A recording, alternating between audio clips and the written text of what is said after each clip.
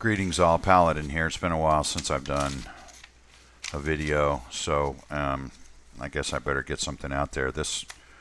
What I want to talk about today is something I've kind of wanted to talk about for about 3 months, and I was going to combine it with some more subject matter, but it's going to be too long. So consider this the first of two that I'm going to put out hopefully within the next 3 or 4 days. And before I get started, I just want to do a big shout out to Las Vegas Shooting Archive, WEG, OG, Mr. Burgundy, and Sleep Dep. You guys are just integral to this whole thing as far as the researchers and the investigators and the analysts and everybody that's looking at this, because without you guys we would not have clean access, easy access, and quick access to the daily dumps that we're getting from the LVMPD, as they're forced to give us information even though they don't want to. So anyway, you guys are great. I just wanted to, you need to be recognized for the work that you're doing, because you're part of the process. And I want you to know, at least from our standpoint, from our team standpoint, you guys are A1 number one, and keep up the good work. People should, every time they go through your information and they do a video, they should credit you for what you've done, because that is your work and it should be recognized. So I want to recognize it, even though I don't think tonight I'm going to use any of it other than just information that maybe I've gotten from it. Okay.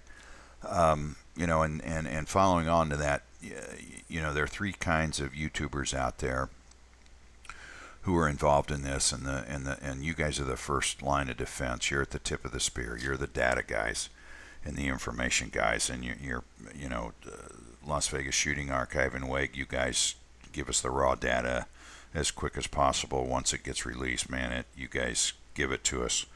Mr. B has got a very discerning eye, able to go through information and post things that are very relevant and very interesting, and appreciate that. And Sleep, your attention to detail and hitting on things that nobody else thinks about is fantastic. So I just want to say a big shout out to you guys, because you really help. You really help. And then the third group are what I call the cowards, the clowns, and the spooks. So enough said about them. Why they're here is beyond me.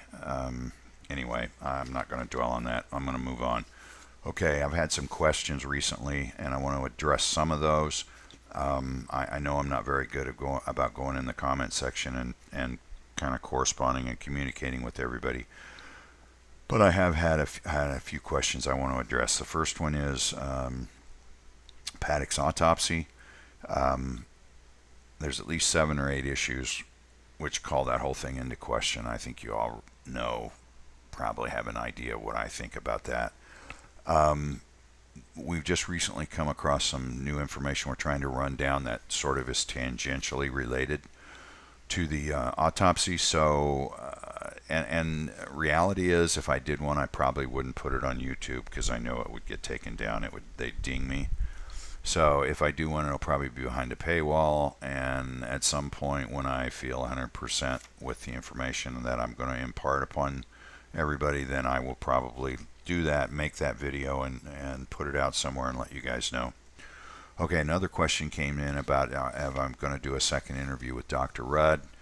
I don't have any plans to do that, and that was sort of when Jason was putting it together, and I'm not doing any work with Jason now because I got my own channel. So that was set up by Jason, like I say.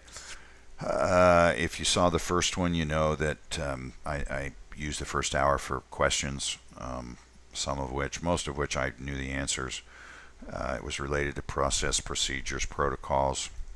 And then the second hour, I presented my findings on going through the autopsies, and I think it put Dr. Rudd in a very uncomfortable position of criticizing his own profession, and I know everybody, all of us don't really like to do that.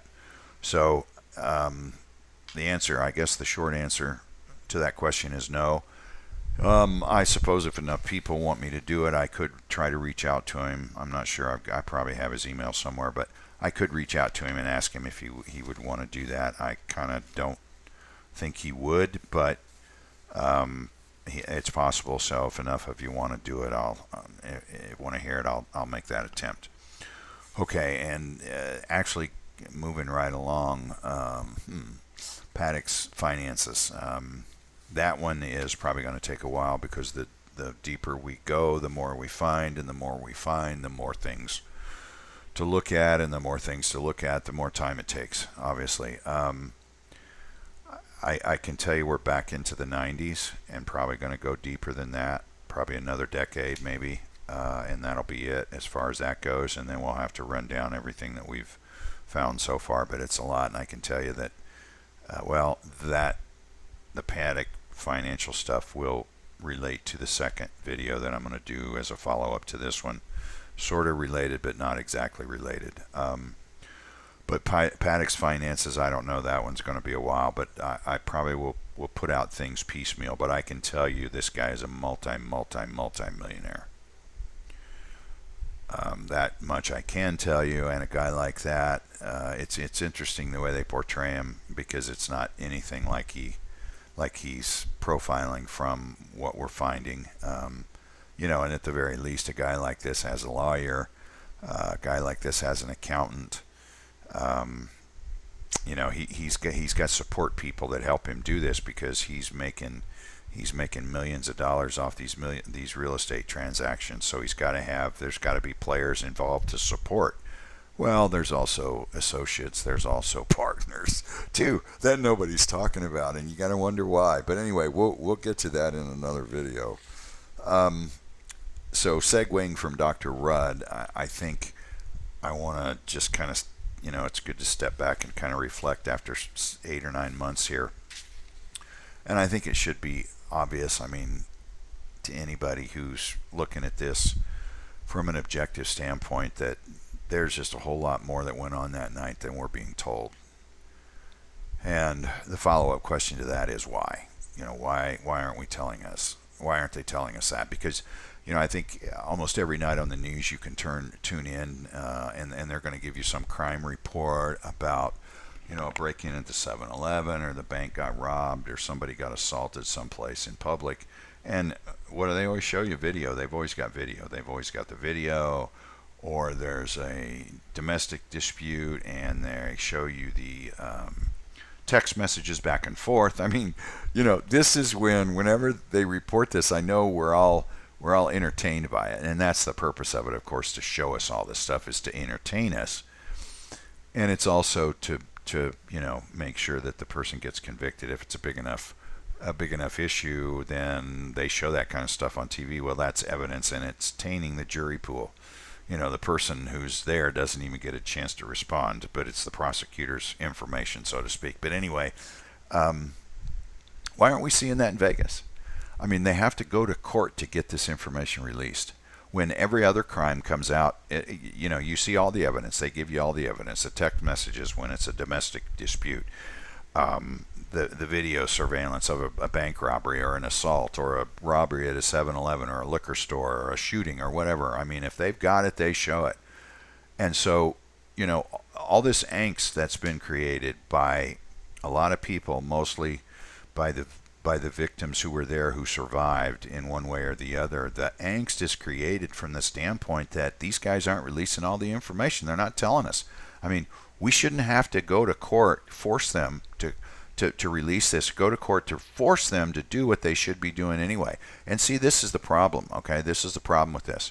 In a normal situation, they would just release this stuff. They would just show us, here's Stephen Paddock loading the guns up. Here's Stephen Paddock here. Here's Stephen Paddock there.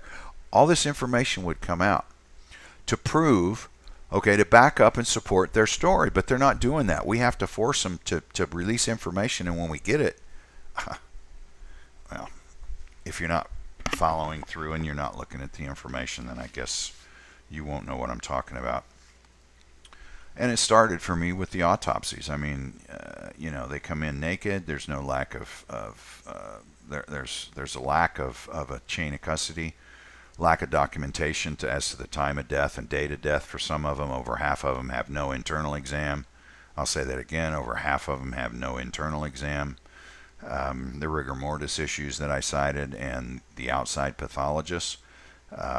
You had 4 of the 6 that were outside. I think Clark County had at least, I think they've got 5 or 6 pathologists on staff. What were the other 3 doing? Sounds like they were busy with other autopsies, because it looks possible that there were a lot more victims than 58 people that night. And, while we're on this subject, why did the strip close down? Why was the strip closed down to 4:30 in the morning if they got Stephen Paddock at 11:20? Or they, I guess it depends on which version you want to take, but we know they breached, or we think we know they breached the room at 11:20. They find Paddock on the floor dead, threat gone. What's the problem? Well, other things were going on in the strip. That's why it was locked down until 4:30 in the morning. Okay? I mean, you got to understand that these people that would be at these casinos gambling would be generating millions and millions of dollars for the casinos in that amount of time. Trust me. And all those casinos, I mean, I don't know how many it was, 15 or 20. The bottom, the southern half of the strip was completely closed down. I don't know how far north it went, but nobody was allowed to leave. Nobody was allowed to come. That cost them millions of dollars. The casinos lost millions of dollars that night. And you know that LVMPD wouldn't have been allowed to do that unless there was something serious going on.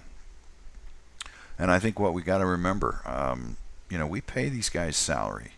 The people of Clark County pay the salaries of the sheriff's department. And people all over the country pay Aaron Rouse's salary. So they work for us, not the other way around. I think we need to understand that. But this is Vegas, and what happens out there stays out there, I guess. Okay, wanting to talk about for quite some time, and I became aware of this. I don't know, a few months ago when I was watching one of Jake Morphonius's videos, and it was after the FIT report came out. And he was comparing the information in the autopsy section of the FIT report with the Alaska fishing licenses. So the issue had to do with the fact that the autopsy said that Stephen Paddock was 6'1", and the fishing licenses, both of them, show him to be 6'4". Also, the other issue was eye color. I believe the autopsy report in the autopsy section of the FIT report said his eyes were brown, and on the 2 Alaska fishing licenses it says blue. So when I first saw these, the first thing that sort of hit me was this Mesquite, Texas. That was the address that he put. So I looked this address up, and it's actually that. Those apartments that he owned. That's the address, 4804 Via Ventura is the apartments. We're going to go there in a minute. We're going to go to Mesquite. I think you'll like it. The second thing I noticed was the California driver's license. Okay, so he gives him a permanent mailing address of Mesquite, Texas, but his driver's license is California. So why they let him do that is beyond me. Okay, so then I look at this one and I say, okay, that's kind of strange. Why would he have a California driver's license if he was living in Texas? I know, and I don't need to hear it, guys. I know people do that. But this was the start of why would he do that? Why would anybody do that when we know at the same time he had a residence in Nevada? So he's got a residence in Nevada, he's got an investment in Texas, and he's got a California driver's license. And what that means is, because I lived out in California, so I know, that mailing address, you have to have a mailing address. Okay? You have to have a mailing address. Now, obviously, he wasn't living at the mailing address from this. According to this, he's living in Mesquite, Texas. But whatever mailing address he gives to the DMV of California he's got to have somebody catching his mail, doesn't he, in California? All right. Moving on. So let's look at the 2009. I'm sorry about this. This is probably microfiche, and that's why it shows up like this. I hope everybody can see this. Okay, so we have Steve Paddock as opposed to Stephen Paddock. And now we have a different address, 314 Keswick Lane, Mesquite. We have a California driver's license that's been redacted again. And we have blue eyes and brown hair. I think this is 200. It could be 206 as the weight, and 6'4" again as the height. And does anybody notice a problem with this? Not the same person filled this out. Not even the same person signed it. Look at this signature. And this signature. Okay, and of course when you sign it, the signature of the licensee, you do this under knowing that if you make a false statement or omitting material, fact is subject to a maximum penalty. And one year, a maximum penalty of money. I can't read it. 9,000. It looks like maybe it's 50,000. Who knows? Or 1 year imprisonment, or both. I think that's one. Anyway, so well, you see what I got here, right? All right. So let's see the birth date, 4/9/53. So then I started looking at this to verify that this is not the same person filled this out nor signed it. So we look at the birth date, 4/9/53, and I have testified in court regarding documents, so I do have some experience looking at this, and this was what jumped out at me. Okay, so the person who filled this out, 4/9/53, is not the person who filled this out, because the way they do the date is 04/09/1953. Okay. Anyway, I think you get the drift. Now, Stephen Paddock, all right. Not the same signature. Not the same person. Okay, now 314 Keswick Lane. So I think, okay, let's check out Keswick Lane. Well, there is no 314 Keswick Lane. It doesn't exist. However, 317 Keswick Lane does exist. And this is it. So this is the house that Paddock lived in from 2004 till 2010.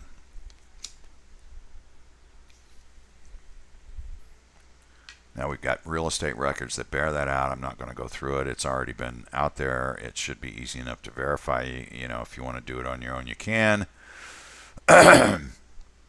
But anyway, that's in the public domain. It's common knowledge. All right. So anyway, just to wrap up this, the fishing license. This address is wrong, and I'm thinking, okay, this is really profiling pretty interesting. So when I go here, just to prove that this is Paddock's, here's the property history. This is Realtor.com, by the way. Okay, so we have this property was sold once in the last 8 years. So here's when it was sold. March 11th of 2010 sold. Was listed February 19th, 2010. Okay. So what they've done very conveniently is given us information about the last time it was listed with, and this is when Stephen Paddock owned it. So let's take a tour of the house. Okay, this must be the dining room. That's a nice dining room set. Kitchen. Okay, kitchen. Wow, a nice toaster, a nice coffee maker. Nice spice rack. Nice blender. Wow. Okay, let's go on. This is really informative. Okay, the breakfast nook. All right, so now we finally see some signs of life. Let's go on. Oh, that is the backyard. Looks like it's raining that day. Okay, now we're talking. Now we're in the family room. Okay, so we've got an easy chair. We have a desk and chair, office chair, and a computer here. Okay, and a big screen. All right, let's go on. What else can we find out? Okay, another view of the same room. Computer chair, easy chair, close enough to the television, fireplace over here, and doesn't look like there's any other furniture in there. Okay, now this is the same shooting from the same room back to the kitchen and the breakfast area, so we can see what's here. We got the computer, again the easy chair, the TV's over here, office chair. All right, let's go on. Now, I don't know if this is a master bedroom. This is a 3-bedroom, 2-bath, as you can see down here, but this is 1 bedroom, and well, this is the picture, so take it for what it's worth. Bathroom, okay, lots of soap and shampoo and things in here. And this is a sunken tub. And the sinks and the mirror, and wow, a lot of shaving cream and cologne and toiletries up on the counter in here. Nice shower curtain. Oh, we do have. Oh, we find some life. Box of Kleenex. Okay, nothing else. This is probably the guest bath or the second bath. Laundry room. Yeah, we've got a few token clothes. Okay, and this is this looks like another bedroom. That's an office. Looks like a computer, a desk here, bookcase, and that's it. That's it.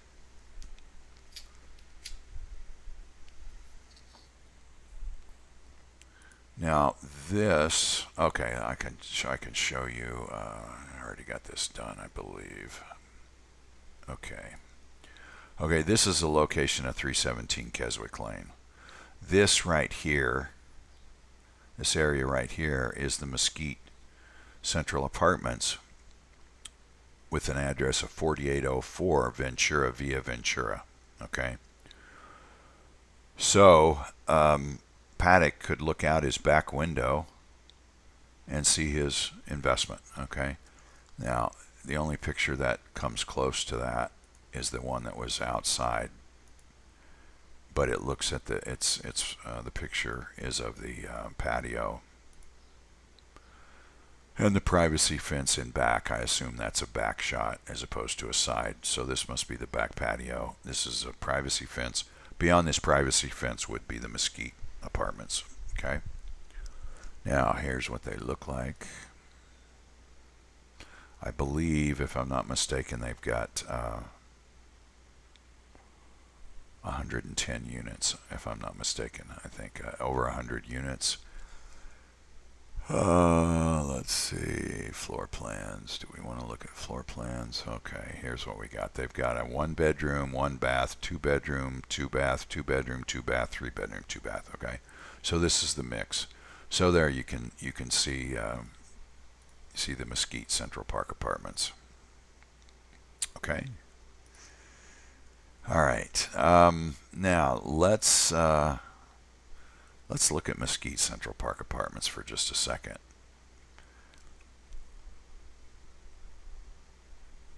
I believe I've got let's look at this. Okay, the history. All right, and this is from the Dallas Central Appraisal District, so this is official. All right, so this is Palos Verdes Estates. This is the Central Park Apartments. Legal description at 4804 Via Ventura. You're looking up, you can. I'm not gonna. I don't have. Well, I do have it somewhere, but anyway, this is 4804 Ventura, Via Ventura. Okay, Via Ventura Limited Partners were the owners in 2004. That's when it was brand new, and they sold it to Mesquite Central Park 1 through 4. Okay, with an address of 3031 Friendship Hill Circle in Henderson, Nevada. Okay, so this is the ownership chain, and Mesquite Central Park 1 through 4 owned it until 2012 when they sold it to Central Park Apartments LLC, who held it until they sold it to Grossberg Soto LLC. Okay? All right, well, who is Mesquite Central Park 1 through 4, you ask? I'm glad you asked that question. as I'm probably going to be able to tell you that.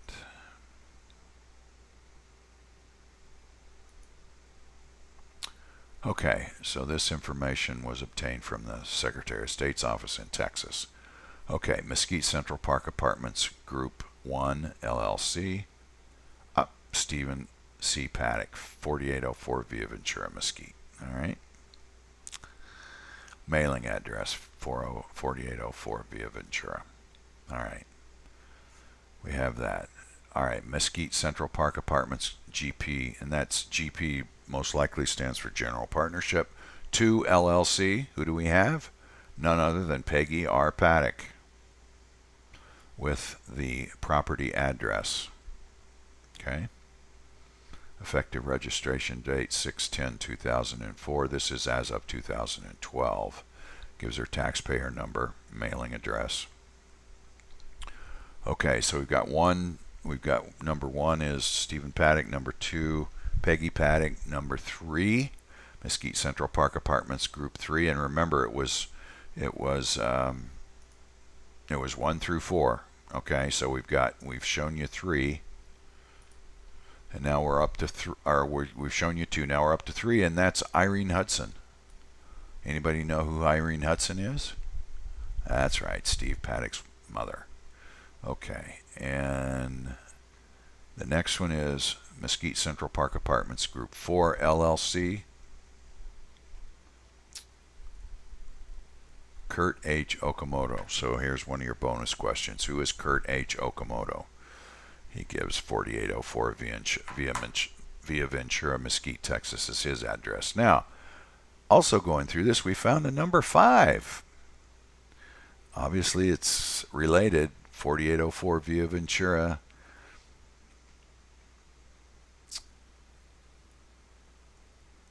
Eric Paddock. I'll be darned. So really we have 1 through 5 as opposed to 1 through 4, although the information on the record says 1 through 4. Okay? But we have Eric in there somewhere. Okay, so he could be on the back end, on the financing end. This is the ownership end right here. Okay.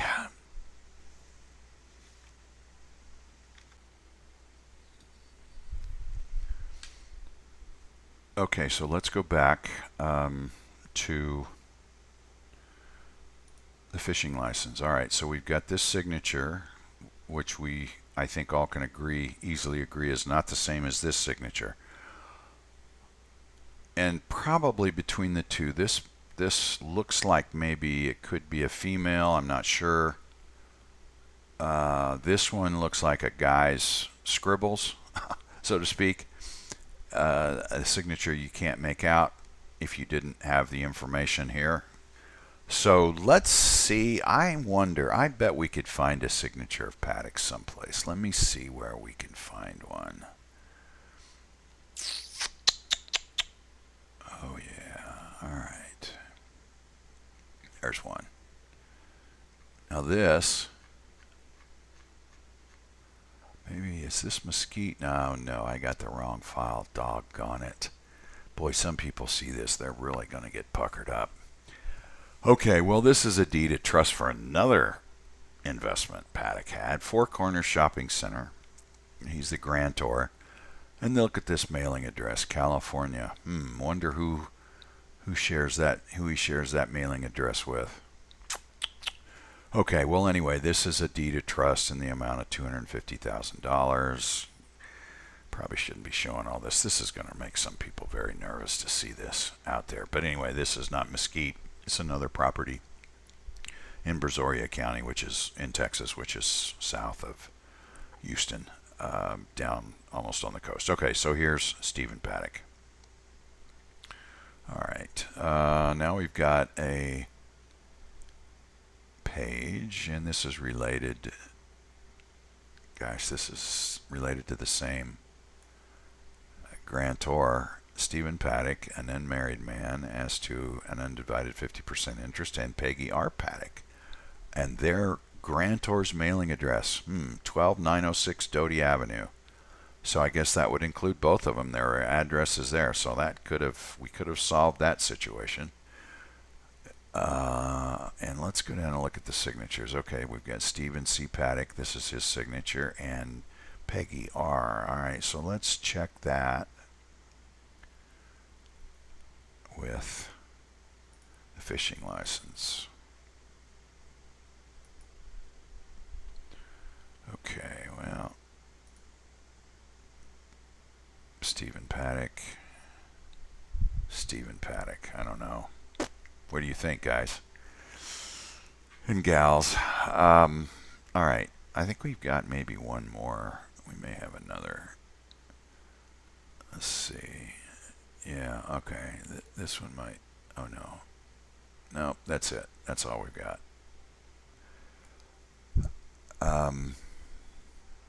Now, so it's a mystery who filled this out and who signed it. Now this one is the same. It's a mystery who filled it out and who signed it. This is probably even more suspect because, like I say, 314 Keswick Lane does not exist. And I don't think Peggy's peas look like they're a little too fat for this. Let's see. Here's S. Paddock.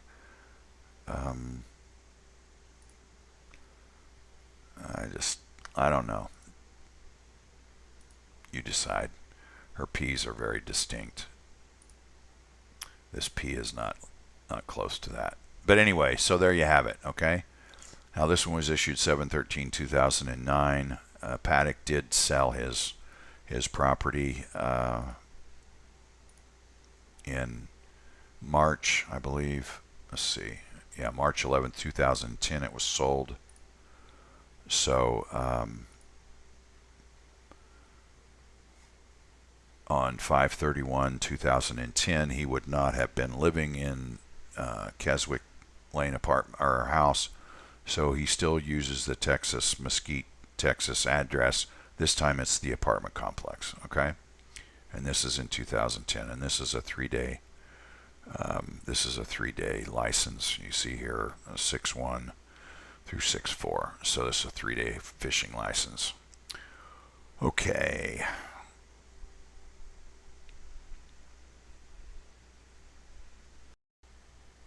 Okay, so does anybody find it strange that he's still so involved with his ex?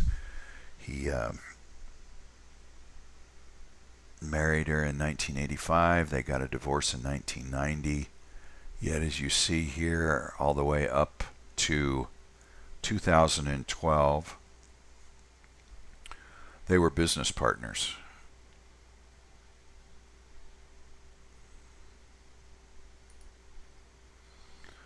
In the Mesquite Central Park venture, okay? Now, I don't know if you've seen this, but when Peggy was in the news, and this is from the Orange County Register in Southern California. Okay, and this is October 2nd, okay, at 11:29 in the morning. The ex-wife has Long Beach area ties. Okay, Peggy lives in Cerritos, but she appears to no longer have any connection to Stephen, and this is not spelled correctly, who is suspected of killing 58 people and wounding hundreds of others at an outdoor music festival. Okay. Now the TV cameras obviously ran her down and found her within hours outside the home of the arriving out within hours outside the home. Peggy and the gunman divorced 27 years ago after a 6-year marriage. Okay, so 27 years ago would have been 1990, according to Sheriff's Department Sergeant Court Bishop. The two have not been in contact for many years, said Bishop, who arrived at the home pre-dawn to act as a buffer. Okay, so they haven't been in contact for many years. Now, I guess that I don't know what your definition of many years is. Is it 5? Is it 10? Is it 15? Is it 20?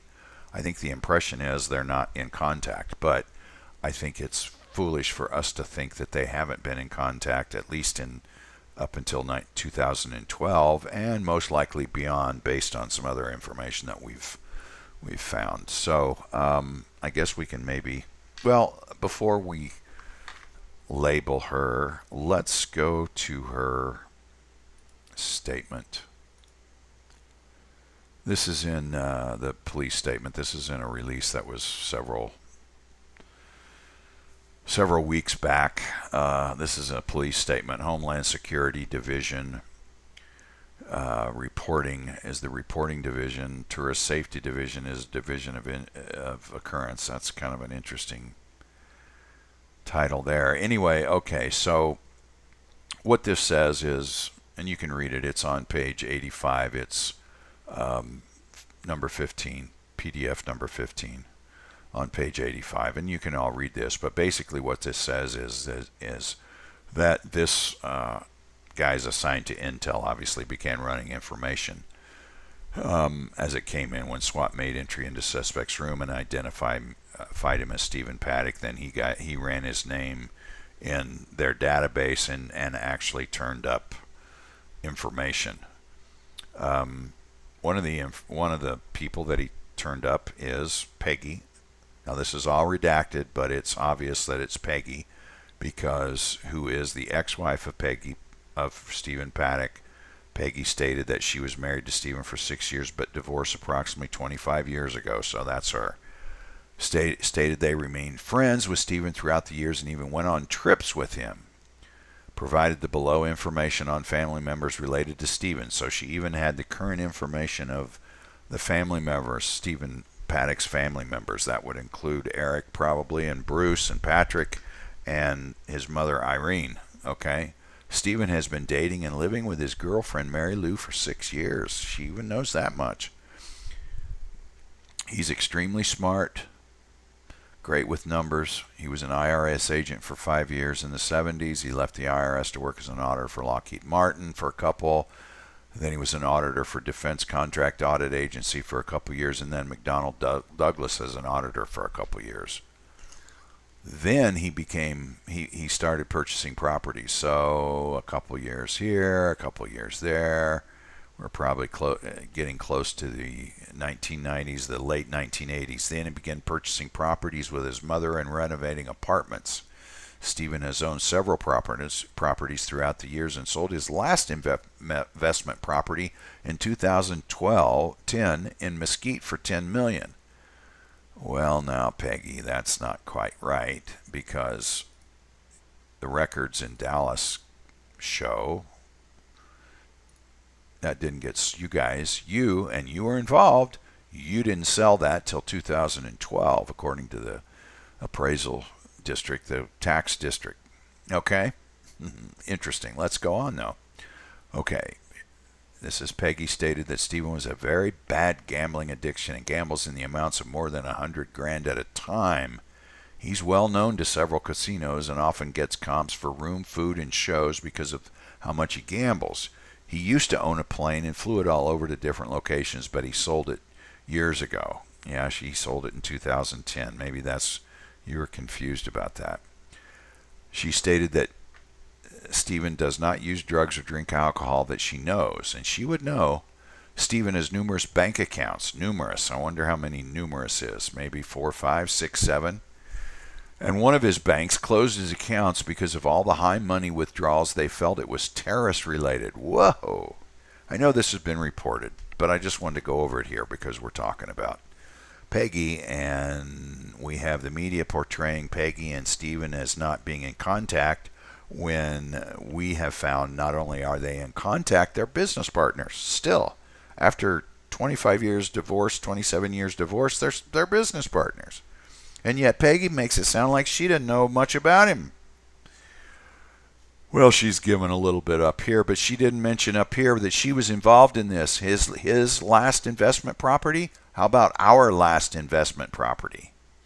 And 2010 doesn't appear to be accurate, although it's interesting that she says she knows how much she got for it, $10 million. Well, I guess she would know because she was one of the partners. All right, let's finish this up. So anyway, when we get back to this, and this has been covered, okay, and this is suspect, of course, because if this is the case, if he got his banks, he got one of his bank accounts closed because of the high money withdrawals, which I find to be very suspect to begin with. I don't know why he would be withdrawing cash in these times when everything's plastic related, and he probably had lines with all the casinos, so I can't imagine why he would need to withdraw cash. And well, yeah, you guys figure it out. Anyway, all right, so if it was terrorist related, that would have been a FinCEN violation. That would have been a know your customer thing. That would have been a bank that would have been a bank suspicious activity report that would have been sent to FinCEN. So the feds would know about it, but they've said they didn't know anything about, he wasn't on their radar. They didn't know anything about Stephen Paddock. So this is suspect. Okay. And then Peggy Good, God bless her, she gives up all of Stephen's family. She's got all the information. It's all redacted here. But she gives it up. She's got it. She's got it for, it's got to be Eric and the mother at least, and possibly Bruce and possibly Patrick. So interesting that she's divorced from him for 27 years. Tells the media through a spokesman that she hasn't seen him in many years, yet when she gets interviewed, she's got quite a bit of information for somebody that doesn't know him very well or doesn't stay in very much contact with him. So anyway, wanted to get that out, and I think we can label her as another in a long list of prevaricators in this whole saga. Okay, time to wrap this up. I've been going on way too long. I will have another one coming out in the next few days. This is going to kind of sort of be related to this, but it has to do with the probate case in Nevada regarding Paddock's estate. So I want to do a video on that, and I just want to focus just on that. So that's what I'm going to do next. Okay, so we've got one bonus question. Who is Kurt Okamoto? Okay, and he's up here. All right, he's one of the investing partners with Steve Paddock's mother, and Peggy is number 2, and Steve is number 1. Okay, so there you have it. So anyway, who is Kurt Okamoto? The second one is, and this is, I don't know, I guess probably some people would consider this a trick question. And I'll get to the question in a minute. But here we have Paddock's passport. Stephen Craig Paddock, born in Iowa. Supposedly he's born in Clinton. Now, date of birth, I assume, is here, and there's probably other information, maybe his address here. I don't know. I'd have to go look at my passport to know. But anyway, it's been blacked out. But anyway, what we see here is Stephen Craig Paddock, born in Iowa. Okay? So this is representative to be Stephen Craig Paddock, the shooter in Las Vegas. Now, I ask you this. Does this look like this person? Does this person look like this person? This guy looks more like Eric to me, but then I've had somebody say, no, he's not Eric because of, I don't know, earlobes and neck or something. But is this guy the same as this guy? And I don't know when this picture was taken, so, but boy, I'll tell you what, it doesn't look like it to me. And so I'm going to end up with this, and I don't know, this reminds me of the, I think it was called To Tell the Truth. It was sort of a game show, panel show, where they had 4 panelists. They were celebrities. And they had 3 people that would come in and sit down. And these 3 people actually represented one person. There was the real person, and then the other 2 were imposters. And what it was is this person that would be the subject of this little question and answer session would be somebody who they invented something, or they were, they had a job, or they had a profession that was unique. So anyway, the panelists would be told what this person did. He just created a drone, let's say, and so they had to go around and they had so much time and they would ask questions and they had to ask yes or no questions. So they would ask each each one of them questions. They would have to be yes no questions after everybody went around with questions. Then they would have to decide which one of the people is the real person that they're talking about. And of course, then they would say, would the real Stephen Paddock stand up? And of course, they would one of them would feign they were going to stand up, and the other one would feign standing up, and then the guy who was really Stephen Paddock would stand up. So, will the real Stephen Paddock please stand up? Paladin out.